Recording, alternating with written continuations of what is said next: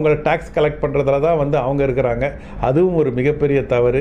என்னைக்கு வந்து government, people எல்லாரும் வந்து அவங்க வந்து சொசைட்டி எல்லாம் மாறணும். இந்தியாவில் மிகப்பெரிய பிரச்சனை என்னன்னு பார்த்தீங்கன்னா R&D அப்படின்னு சொன்னீங்கன்னா ரிசர்ச் அண்ட் டெவலப்மெண்ட்டு. இங்கே ரிசர்ச்சுக்கு வேலையே கிடையாது.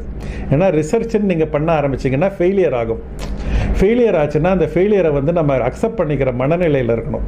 அது இல்லாததுனால தான் நம்ம ரிசர்ச்சில் ஒன்றுமே ரிசர்ச்சே கிடையாது. வெறும் டெவலப்மெண்ட்டு தான் நம்ம பண்ணுவோம் தவிர ரிசர்ச்சே பண்ண மாட்டோம். என்றைக்கு ஒரு பெரிய லெவலில் முன்னேறணும்னா R&Dயில் இன்வெஸ்ட் பண்ணணும். அப்படின்னா சொசைட்டி வந்து ஃபெயிலியரை அக்செப்ட் பண்ணுற மனநிலையில் வரணும். சொசைட்டி ஃபெயிலியரை அக்செப்ட் பண்ணணும்னா இன்றைக்கி வந்து கவர்மெண்ட் ரொம்ப முக்கியமான ரோல் ப்ளே பண்ணணும். கவர்மெண்ட் அதில் வந்து ரொம்ப தவறான ஒரு இது பண்ணுது. சாதாரண காலத்தில் இந்தியாவில் பிஸ்னஸ் பண்ணாவே பிஸ்னஸ் மேனுக்கெல்லாம் வந்து நம்ம வந்து பத்மஸ்ரீ கொடுத்துடணும். இந்த கொரோனா காலத்தில் பிஸ்னஸ் பண்ணுறவங்களுக்கெல்லாம் பாரத் ரத்னாவே கொடுத்துடணும். அந்த மாதிரியான ஒரு கஷ்டமான காலத்துலேயும் கவர்மெண்ட் வந்து வெறும் பெட்ரோல் பிரைஸையும் டீசல் பிரைஸையும்